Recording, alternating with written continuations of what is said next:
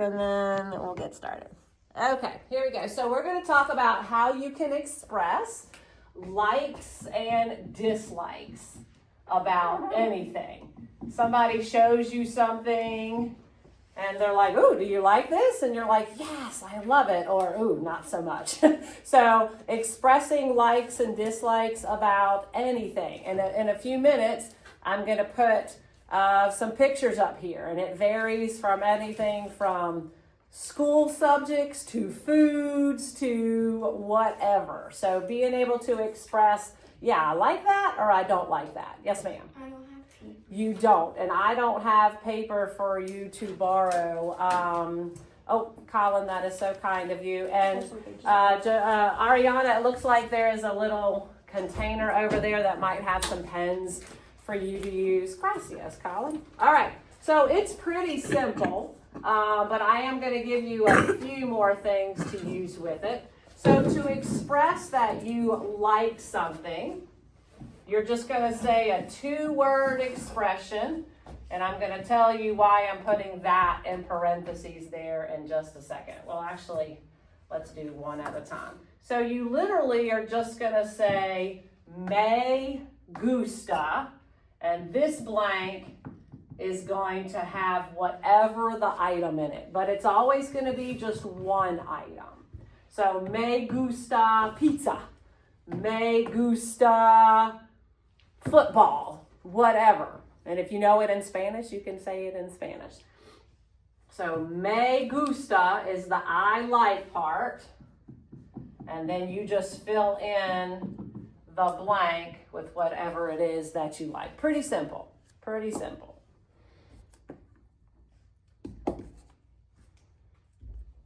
But this is the other reason I didn't want to just like take pictures last week and send it home. I want to make sure.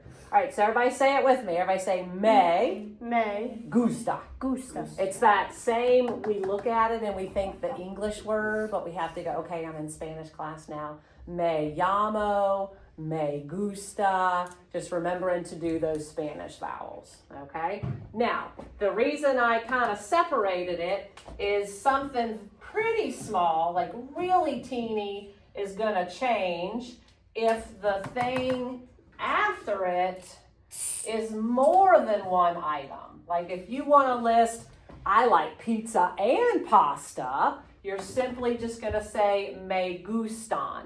Really teeny difference, but that's the difference there. So this blank will have plural items when you say me gustan. That's the only difference. So if I say, if I want to express that I like 2 different sports, or if I love shoes, and so my shoes is plural, I would simply add an N. It's that simple. Me gustan pizza y pasta, something like that. That's the only little difference there. So in a minute, when I put some items up here, you have to determine which one of these do I want. Is it one item or is it more than one item? That's the only difference, okay? Repeat on. Me gustan. Me gustan. Me gusta. Me gusta. Okay? Now, to tell me that you don't like something, it's simple as doing this. Just put a no in front of it. If you don't like it, just say, no me gusta. No me gustan. It's like, me don't like. Exactly, yeah. A little more grammatically better, but I don't like by simply putting the no in there. Now, it's strange, because in Spanish, the no goes before the verb. Well, I guess in English it sometimes does too. I don't like. Your don't goes in front of the verb. Mm-hmm. So I'm putting an English translation all these. Should I just put I don't I like? don't like. Yep, that's how we use it. Word order is a little weird in Spanish, but it's the equivalent of saying I don't like something. Yep. I mean, if you translated the Spanish order, you would sound kind of goofy. Don't I like, but that's the order that it has to be in. But the way we use it, it's like putting it where it normally would go. Okay? So pretty simple. Me gusta, me gustan, or no me gusta, no me gustan. Ready? Repeat on. Me gusta, Me gusta. me gustan, Me gustan. no me gusta, No me gusta. no me gustan. No me Okay. gustan. Now, a couple things that I want you to maybe possibly use up here in just a few minutes. What if you really, really like the thing? So we're going to get rid of the no because we're talking about like really, really liking it. You can add a couple little small words in there to really express I love this thing.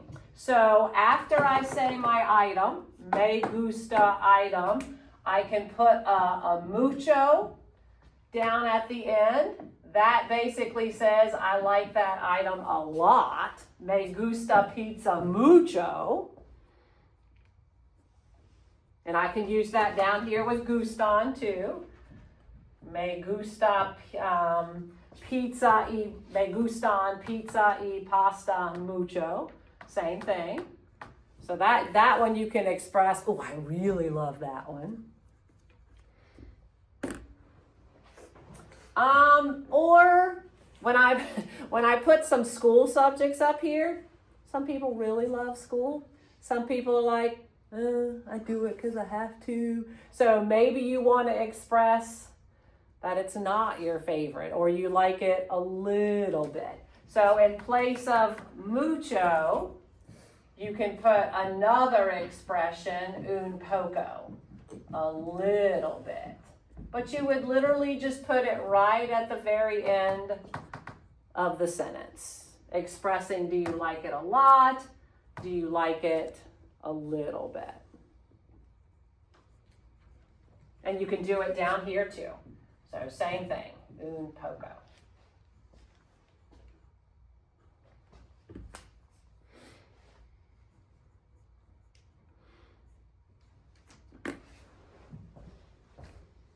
And then I'm going to give you one more expression and then we'll practice it and then I'll see if we have time to add one more piece to it. If we don't have time for that, I'm not sending this home with a whole bunch of extra work. Well, I might send, it's something you'll just have to do on your own. But we'll see how far we get. All right, here we go.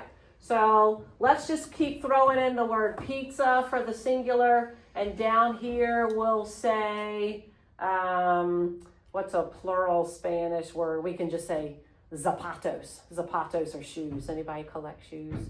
I probably have about 20 pair. And we'll just throw in the word zapatos down here just as a quick little example. And that's how it reads, zapatos for shoes. All right, ready? Say it with me. Say it with me. Me gusta pizza mucho, or me gusta pizza un poco. And you can even do your fingers like that and imply just a little bit, okay? Let's try this one. Me gustan zapatos mucho. Me gustan zapatos un poco. And then if I want to say the same thing negatively, if I want to say the same thing, I just put my no there. No me gusta pizza mucho. No me gusta pizza un poco. You see how we're just kind of adding little teeny things to change it up a teeny bit. Now, last thing, because we're going to do an activity with this maybe next week when we all come back in here, and hopefully Josiah, Isaac Samuel. Sorry, Josiah, you're sitting right in front of me. All right, last thing. How do you ask somebody, hey, do you like this? You're in the store and mom holds up something and she wants to say, do you like this? And you want to express, yeah, I do, or no, not at all, mom. Okay, so why do we put an upside down question mark? It's a question. Tell them that a question's coming, at least on paper. You can't see it when you're talking to somebody, but you can hear their tone of voice change a little bit. Pretty cool. Yeah, if I'm talking to you and I ask a question, my voice is going to do something a little different. When I ask a question, my voice will kind of go up at the end, or my voice might go down a little bit at the end. When I'm saying sentences, they come across like a straight line. A question might go straight line a little bit up or a straight line a little bit down. But on paper, this tells you, oh, here comes a question. So I know they're about to ask me something. Out loud, you just kind of have to concentrate on their voice. So this is the question for me to ask. And I'm going to do that when I put the slides up to get you to produce one of these.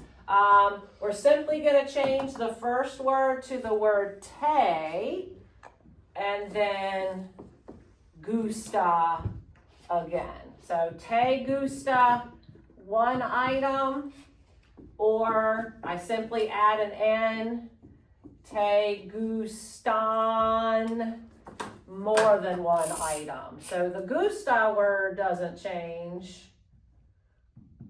It's just the te part. But you want to make sure it sounds like you're asking them something.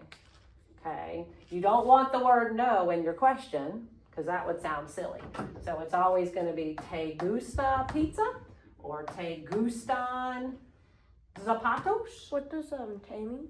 This is how we're saying the do you like something. So both of these are the equivalent of asking somebody, do you like, that's what the te gives us, and then the up here, the may is like saying the me personally. So that's what the te gives us. All right. So you're not going to see this up on the slide. The slides are mostly going to have like pictures. And so I'm going to ask this part and you're going to pick one of these. But let's make sure we can all say this together too, because you're going to use this probably next class. Shouldn't be just Senora Barrett who knows how to ask a question. I want you guys to be able to know how to ask a question too. Okay? I see a few people are still writing. I apologize. Let them catch up. And almost went and took a sip of my water till I realized it was holding up my camera. I think we're about ready to stop it. All right, repitan. And make your voice sound like you're asking. You might feel a little silly with your voice going up a little bit, but make sure it's obvious that you're asking something. Everybody say te gusta. Te gusta. See how it goes up a little bit? Te gustan. Te gustan. Okay, and then you would fill in, I'm going to fill in whatever the picture says there. And people always ask me, when you're talking in Spanish to a Spanish person,